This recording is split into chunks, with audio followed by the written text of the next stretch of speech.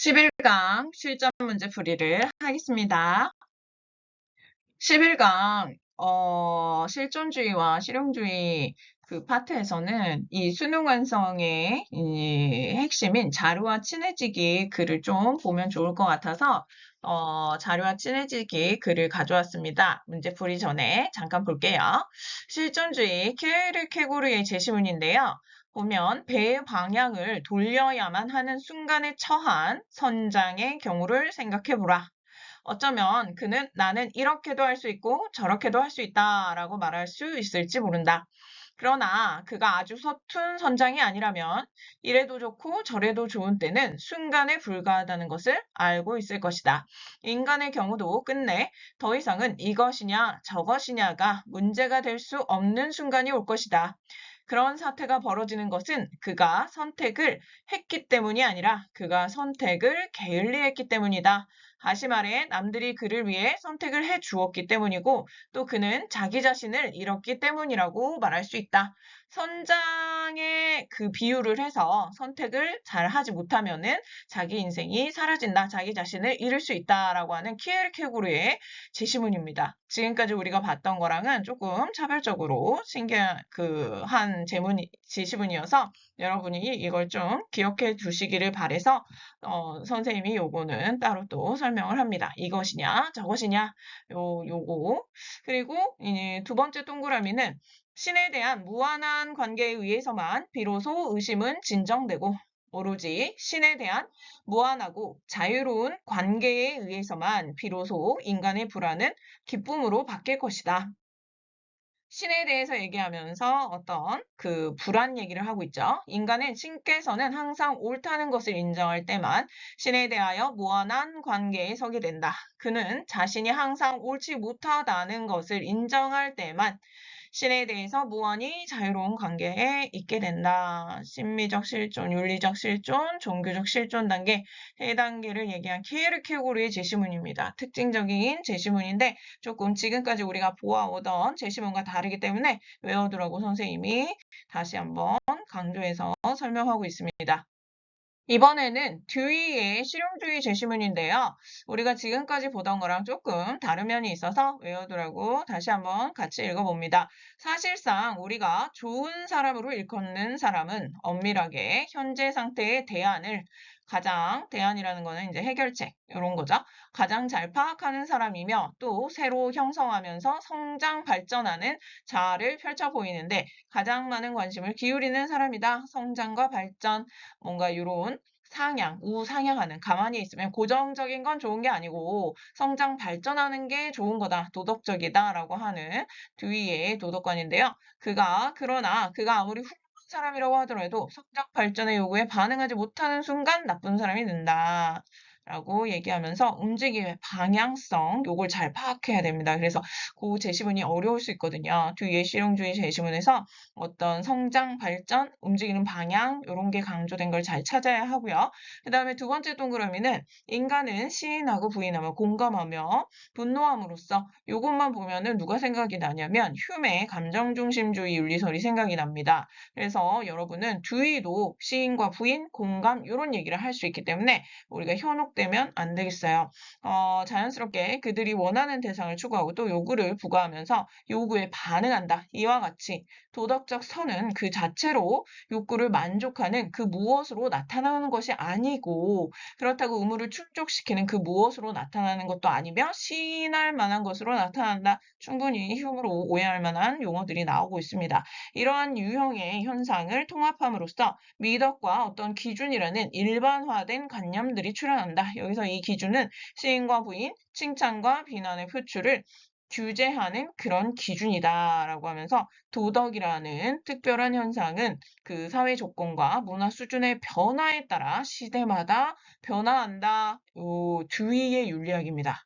굉장히 휴메의 그 감정중심주의 윤리학하고 무늬만 보면 헷갈릴 수 있지만 그 듀이의 도덕관이니까 이거 꼭 기억을 해두세요. 그래서 듀이는 고정된 목표를 달성해서 더는 변하지 않는 정적인 자아와 고정된 자아와 지금도 변화하는 과정에 있는 역동적 자아를 구별해야 한다고 주장하고 좋은 건 새롭게 새롭게 성장 발전할 가능성이 있는 자아다. 그래, 요걸 추구해야 한다라고 성장 발전하는 개념을 강조하고 있습니다. 1번 문제를 보겠습니다. 1번은 현대 서양 사상가가 부정의 대답을 할 질문을 고르는 건데요. 다양한 인생의 선택에서 선택하지 않고 될 대로 되게 내버려 두라 라고 말하는 사람은 자유롭다고 느끼며 세상을 향해서 작별 인사를 한다. 이런 사람들도 선택은 하였다. 그런데 그 선택이 본래적인 선택이 아니라 비본래적인 의미에서 선택이다. 이러한 선택은 심미적 선택이다. 심미적 단계, 윤리적 단계, 종교적 단계 이런 3단계의 실존을 얘기한 키에르케고르입니다. 이것이냐 저것이냐가 문제가 되고 있는 곳에서는 어디에나 윤리적인 것이 내포되어 있고 윤리적 실존 단계, 결국에는 종교적 실존 단계로 나아가서 신앞에선 단독자로 기이했을 때 우리가 완전한 그런 주체성을 실현할 수 있다. 이렇게 진정한 실존을 실현할 수 있다. 이렇게 얘기하는 키에르케고르입니다.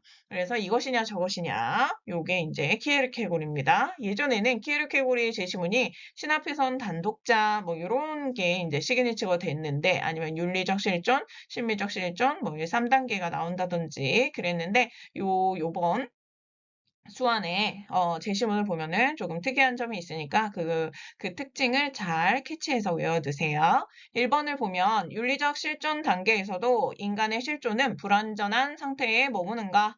네, 최종 완전한 그 실존 단계는 종교적 실존 단계였죠. 그러니까 yes, 불완전하다. 2번, 인간은 자신의 선택이 요구되는 실존적 상황에서 불안을 느끼는가? 네, 맞습니다. 불안을 느끼게 되고 결국에는 신앞에선 단독자로 나아가야 최종적으로 진정한 실존을 이루게 된다. 절망을 해소하려면 합리적 사유가 아니라 주체적 결단이 필요한가? 어떤 합리적인 그런 내용, 모든 사람이 다 똑같이 보편적으로 합리적으로 요구되는 그런 사유가 아니라 주체적 결단, 내 스스로가 내리는 나만의 그런 결단이 필요하다라고 얘기를 실존주의자들은 하고 있기 때문에 yes. 세계 안의 모든 만물이 즉 곧 신임을 깨닫고 만물이 신이다, 신즉 자연 그런 생각을 하고 있지는 않습니다. 그리스도교적인 신 개념을 가지고 있기 때문에 요거는 아닙니다. 그래서 부정의 대답을 할 질문이 되겠고요.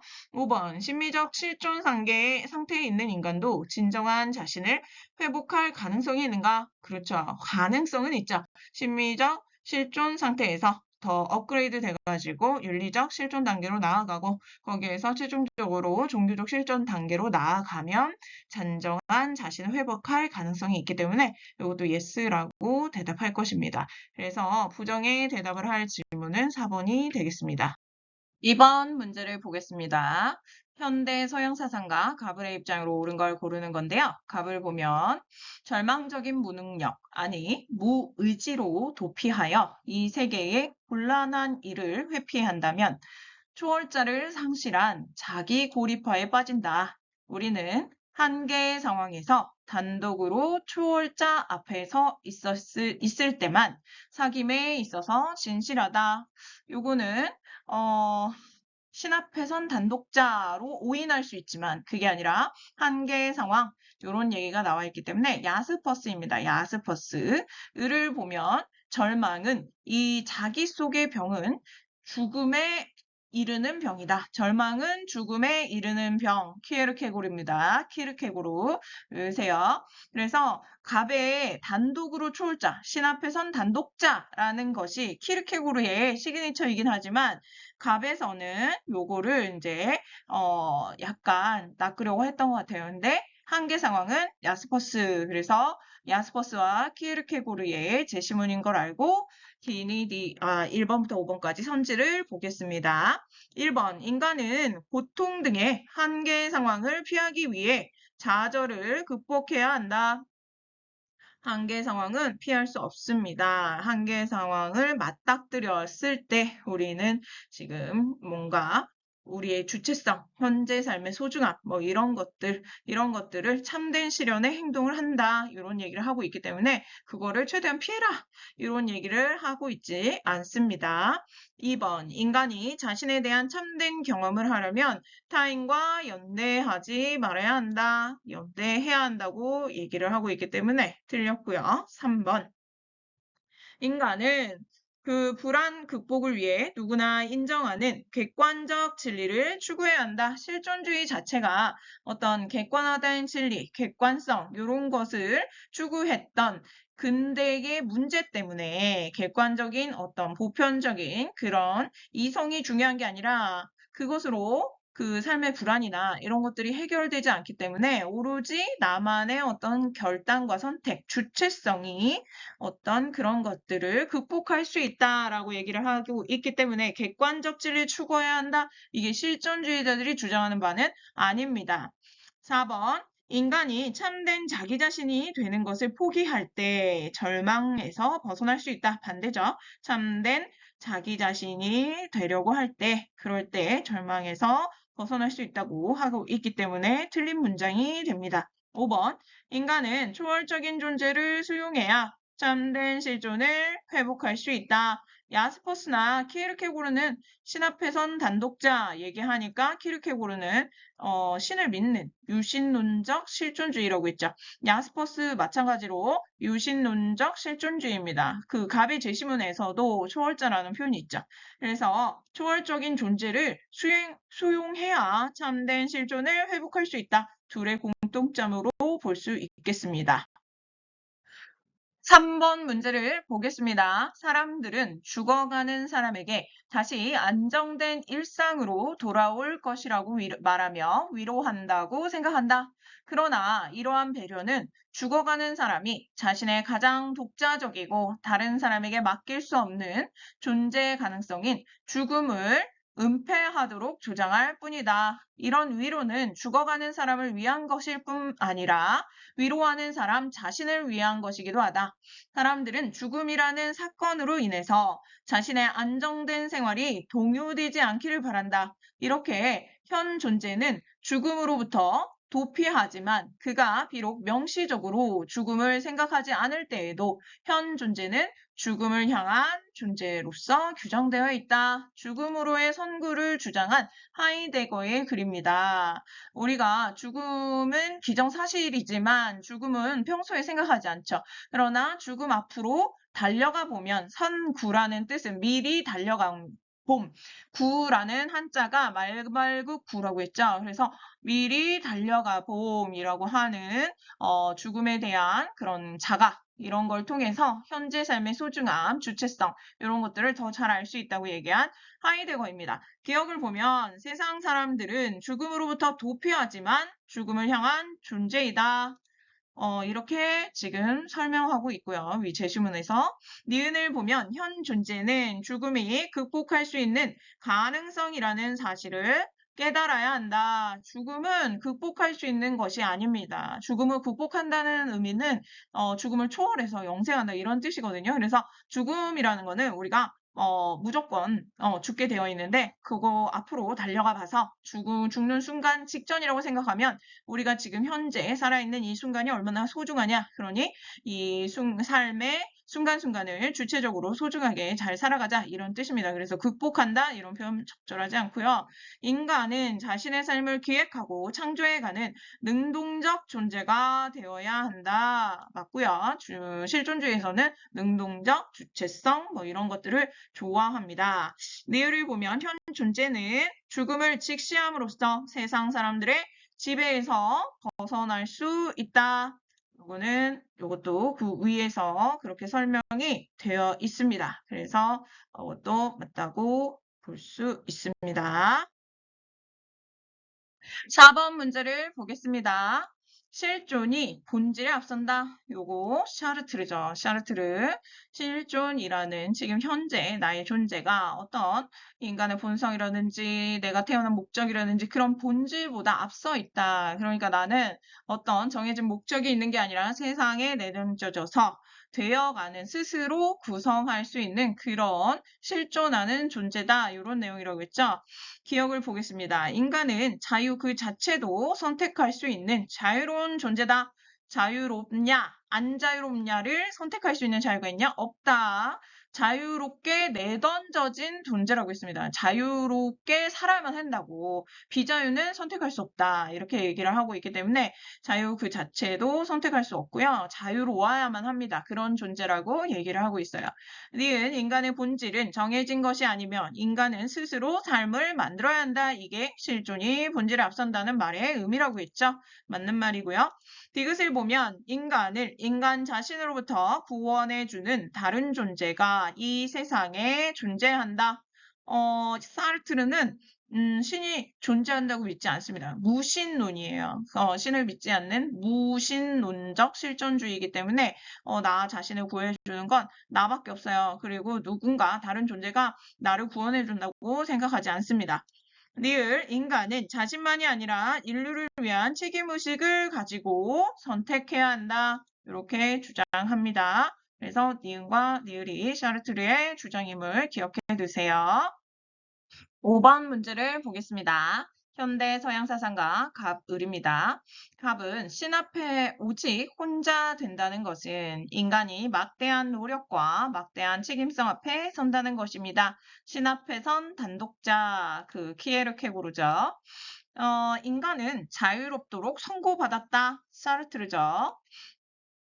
1번을 보겠습니다. 종교적 실존 단계에서 인간은 현실의 윤리 규범도 넘어서야 한다. 윤리적 실존을 넘어서서 종교적 실존에 가야 참된 실존을 이룰 수 있다라고 키르케고르는 얘기하고 있기 때문에 맞는 문장이 되겠습니다. 2번은 인간으로서 존재한다는 것은 신성과 연결되어 있다는 뜻이다. 요거 종교적 실존과 연결시키는 키르케고르의 말이 맞습니다. 3번 신이 없다면 정해진 목적이나 행위를 정당해주는 가치도 없다. 요건 사르트르의 무신론적 실존주의이고요. 4번 개인은 인간 본성에 근거하여 주체적으로 자신을 만들어 가야 한다. 맞는 말 같지만 본성이라고 하는 어떤 정해진 본질, 목적 이런 게 없다고 했죠. 스스로 만들어가는, 되어가는 존재이기 때문에 이 부분이 틀렸다고 볼 수 있겠습니다. 5번 선택의 상황에서 느끼는 불안은 자신의 선택으로 주체적으로 극복해야 한다. 이게 이제 둘 다 맞는 실존주의가 강조하는 주체성에 대한 설명이 되겠습니다. 6번 문제를 보겠습니다. 진리에 대해 새로운 입장을 가지신 것으로 알고 있습니다. 어떤 입장인가요? 했더니 사상가가 어떤 관념 또는 신념이 참이라고 가정해 봅시다. 우리는 어떤 관념이 참이라는 것이 누군가의 실제적 삶에서 어떤 구체적 차이를 만들어내는지, 그리고 어떤 경험이 그 신념이 거짓이었다면 얻어졌을 경험들과 다른지 질문해 보아야 합니다. 요컨대 경험적 용어들에 있는 진리의 현금 가치는 무엇인지 질문해 보아야 합니다. 라고 해서 현금 가치를 강조한 실용주의 제임스입니다. 1번을 보면 진리는 현금 가치가 없는 철학과 문학에도 존재할 수 있습니다. 제임스는 현금 가치를 강조한 실존주의 철학 사상가라고 했죠. 철학과 문학도 현금 가치가 있는 실용성, 그러니까 직접적으로 실용적이진 않지만 인간의 삶에 도움을 준다라고 해서 현금 가치가 없다고 얘기하지 않았습니다. 2번 진리를 소유하는 것 그 자체가 인간 삶의 가장 중요한 목적이다, 목표이다 라고 한 게 아니고 진리의 어떤 실용적 가치, 내 삶의 차이를 만들어내냐 이거기 때문에 진리의 소유 그 자체가 중요하다고 말을 하지 않았고요. 3번 진리가 유용하기 때문에 참된 것이라고 보는 관점에서 벗어나야, 아니 유용성을 강조하고 있죠. 그래서 벗어나야 틀렸고요. 4번 진리는 인간이 당면한 문제 해결에 도움이 되지 않아도 도움이 돼야 가치가 있습니다. 5번 진리는 확증하고 검증할 수 있는 관념이지만 거짓 관념은 그렇지 않다. 확증하고 검증할 수 있는 것만 진리고요. 그럴 수 없는 건 진리가 아니라고 얘기하고 있기 때문에 이게 가장 적절하다고 얘기할 수 있겠습니다. 7번 문제를 보겠습니다. 도덕교육의 목표는 올바른 대상에서는 쾌락을 누리고 잘못된 목적에서는 고통을 겪는, 좋은 것에서는 쾌락을 누리고 나쁜 것에서는 고통을 겪는 성품을 성장 발전시키는 것이 목표래요. 성장 발전. 그러면서 마지막에는 결과를 예견하는 능력, 이 능력들은 목적을 형성하고 결국 성장 발전시키고 또 서로를 강화한다고 하는 뒤에 어떤 도덕이라고 하는 것은 좀 더 나은 삶을 계속 지속적으로 그 플러스를 향해서 움직이는 거라고 했죠. 어떤 고정된 그런 선은 좋은 것이 아니고 계속 성장 발전하려고 하는 플러스를 향해서 있는 그런 것이 도덕적이라고 얘기는 하는 뒤의 제시문입니다. 1번 행위 결과를 고려하지 말고 보편적 도덕 원리를 보존해야 한다. 뒤는 실용주의자이기 때문에 어떤 실용성이라는 결과를 고려합니다. 2번 성공하려면 타인과 공감적 관계를 형성하려고 하지 말아야 한다. 타인과 공감적 관계를 형성하라고 써 있습니다. 제시문에. 3번 고정된 선이 아니라 성장 자체를 도덕의 목적으로 추구해야 한다. 이 내용이 지금 제시문에도 나와 있죠. 4번 학교에서는 변하지 않는 절대적인 진리를 학생에게 전달해야 한다. 절대적인 변하지 않는 그런 진리가 문제가 아니라 학생의 삶에 도움이 되는 경험주의적인 그런 내용을 스스로 익히도록 학생 중심의 어떤 경험 중심의 교육을 해야 한다라고 조이가 얘기했죠. 그래서 틀렸고요. 5번 성찰하기보다 물질적 가치만을 최대한 향유하는 선택을 해야 한다. 물질적 가치만을 좋다고 여기지 않았고요. 그래서 4번, 3번이 되겠습니다.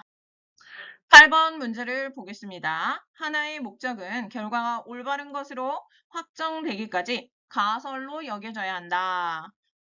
결과가 올바르면 좋다는 거죠. 결과가 올바르지 못하면 나쁘고요. 그래서 목적이 가설로 여겨지다가 결과가 올바르면 좋은 거고, 결과주의네요. 결과주의. 실수는 이제 슬퍼해야 할 사건이다. 속죄해야 할 도덕적 죄가 아니다. 이것은 지성을 사용하는 잘못된 방법에 대한 교훈이며 더 나은 미래의 과정에 대한 관한 가르침이다라고 실수는 나아가는 과정에서 도움을 주는 어떤 가르침이래요. 그 어떤 내 삶에 유용성이 있으면 좋다라고 하는 듀이의 제시문입니다. 을을 보면 공리란 이해 당사자에게 이익, 쾌락, 행복을 산출하거나 해악, 고통, 불행의 발생을 막는 경향을 가진 어떤 대상의 속성을 의미한다라고 하면서 공리주의의 원론적인 얘기를 하고 있어요. 벤담입니다. 갑은 듀이, 을은 벤담. 실용주의랑 그 공리주의자죠. 그래서 기억을 보면 문제 상황을 해결하기 위해 도덕 원리를 수정하고 발전시켜야 한다. 요건 듀이만의 입장입니다. 벤담은 도덕 원리를 보편적 도덕 원리가 있다고 여기지 그 도덕 원리를 수정하고 발전시켜 나가야 된다고는 얘기하지 않기 때문에 듀이만의 입장으로 적절합니다. 도덕적 문제에 직면했을 때 최선의 결과를 산출해야 한다. 둘 다 결과론적인 이론이기 때문에 둘 다 맞다고 볼 수 있습니다. 공통 입장이 맞습니다. 행복은 능동적 과정이 아니라 수동적으로 주어지는 것이다. 요거는 수동적으로 주어진다라는 것이 이제 그들의 주장이 아니고요. 니을은 도덕의 최종적 목적은 고통의 최소화와 쾌락의 최대화이다. 라고 하는데, 그 어떤 고통의 최소화, 쾌락의 최대화는 그 쾌락과 고통에 대한 그 공리주의 입장이기 때문에 주의는 이렇게 얘기하지 않죠. 그래서 벤담만의 입장이라고 볼 수 있습니다. 9번 문제를 보겠습니다. 고대 서양 사상가 갑은 긍정하고 현대 서양 사상가 을은 부정의 대답을 할 질문을 고르는 것입니다. 갑을 보면 한 번도 진리를 본 적이 없는 영혼은 사람의 이데아로 들어갈 수 없다. 이데아 얘기가 나온 걸 보니까 플라톤이죠. 왜냐하면 인간은 수많은 감각이 이성적 추론에 따라 하나로 통합된 이데아들의 언어를 이해해야 하기 때문이다. 이 이해는 영원히 지금 우리가 존재한다고 생각하는 것은 무시하고 실제로 존재하는 것을 응시할 때 신과 전에 여행하며 본 것들을, 전생의 일들을 다시 떠올리는 것이다. 상기설입니다. 그래서 플라톤의 이데아, 상기설, 태어나기 전에 우리가 다 뭔가 경험했던 것들을 다 잊어버리게 되는데 태어나면서 그것을 기억하게 되는 것이 이제 어떤 현명한 사람의 과정이라고 하고, 그 철학자들은 그렇게 될 수 있다라고 얘기를 하고 있습니다. 그래서 플라톤이고요. 상황의 구조를 관찰하고 그 요소를 분석하고 다양한 행위들의 결과를 추적하고 예상된 결과가 실제와 일치할 때에는 지금의 결정을 가설적이고 잠정적인 것으로 보아야 한다. 이것이 지성적 탐구이다. 듀이의 창조적 지성적 탐구죠. 고정된 목적에 관한 이론은 불가피한 논쟁에 빠지게 한다. 그래서 고정된 목적이 좋은 게 아니라 어떤 이익을 줄 때 참정적 가설이 도움이 되는 거죠. 그래서 뒤에 실용주의 제시문이 되겠고요. 1번 문장을 보면 도덕적 가치는 유용한 결과가 예상되는 일종의 가설인가? 듀이는 yes라고 하지만 플라톤은 no라고 하죠. 절대 불변의 어떤 고정된 진리라고 하는 이데아가 있습니다. 그래서 가설이라고 보지 않고요. 그래서 no, yes 순서가 되겠죠. 갑이 먼저 앞에 있으니까 no, yes가 되겠습니다. 2번 지식이나 이론은 인간의 문제 상황을 해결하는 도구일 뿐이냐. 지식은 도구일 뿐이다 라고 보는 거는 실용주의 듀이. 플라톤은 그렇게 보지 않죠. 지식 자체를 어떤 절대적인 그 이데아라고 보기 때문에 감각으로는 파악할 수 없는 사물의 절대적인 본질이 존재하냐? 플라톤은 그거를 어떤 사물의 원형이라고 하는 이데아라고 보는 거고요. 듀이는 그런 거 없다라고 실용주의적으로 보고 있습니다. 그래서 yes, no라고 대답을 할 것이고, 이성의 능력을 활용하여 인간에게 필요한 지식을 찾을 수 있는가? 둘 다 yes죠. 그 다음에 5번 경험적 검증이 가능한 실험적 방법을 통해 진리를 획득할 수 있는가? 이건 듀이가 yes라고 하겠고 플라톤은 안 되죠. 실험으로 찾는 게 아니라 타고난 철학자들이 어떤 그 지혜의 그 타고난 능력으로 이데아를 알 수 있는 겁니다. 그래서 yes, no라고 할 질문은 3번이 되겠습니다. 10번 문제를 보겠습니다. 갑은 도덕적 감각이 타인의 행동을 응시하는 데에서 유래된다고 하더라도 우리는 이 감각을 우리 자신의 행동에까지 확장한다. 우리는 타인이 우리에 대해 품은 소감 안에서 자연적으로 그들과 공감한다. 공공이익에 대한 하나의 공감은 정의라는 덕에 수반되는 도덕적 시인의 원천이다. 시인의 감정, 공감, 휴미죠. 감정주의 윤리설을 보겠습니다. 도덕은 행위의 일람표도 아니고 약국의 처방전처럼 적용해야 할 규칙도 아니다. 도덕에서의 필요는 탐구와 고안에 관한 특정한 지성적 탐구 방법에 대한 것이다. 듀이죠. 지성적 탐구, 창조적 지성. 그래서 흉과 듀이를 인거를 알고 A에는 yes, no라는 질문, B에는 갑만 yes라고 할, 흉만 yes라고 할 질문, C에는 을만, 듀이만 yes라고 할 질문이 들어가면 됩니다. 기억을 보면 도덕 영역에서도 경험과 관찰을 통한 탐구를 해야 하는가? 휴은 어떤 그 공감, 시인과 부인의 감정이라는 경험에 의해서 도덕을 알 수 있고, 듀이도 마찬가지로 경험과 관찰을 통한 실용성이라고 하는 결과에 의해서 알 수 있기 때문에 둘 다 yes, yes라고 대답할 질문입니다. 그래서 A에는 적당하지가 않고요. 유용성을 가져오는 행위는 도덕적 시인의 대상이 될 수 있는가? yes고요. 듀이도 유용성을 가져오는 거는 yes이기 때문에 좋기 때문에 시인의 대상이 될 수 있습니다. 그래서 둘 다 yes라서 이것도 안 되고요. 인간의 이성은 도덕적 행위를 할 때 도움을 줄 수 있느냐? B. 휴메에게 있어서는 이성이 기여를 할 수 있다. 보조적 역할을 할 수 있다라고 했기 때문에 휴음은 yes라고 할 만한 질문이라서 B에 들어갈 수 있습니다. 니을 보면 도덕적 과정은 나쁜 경험에서 더 나은 경험으로 나아가는 것인가?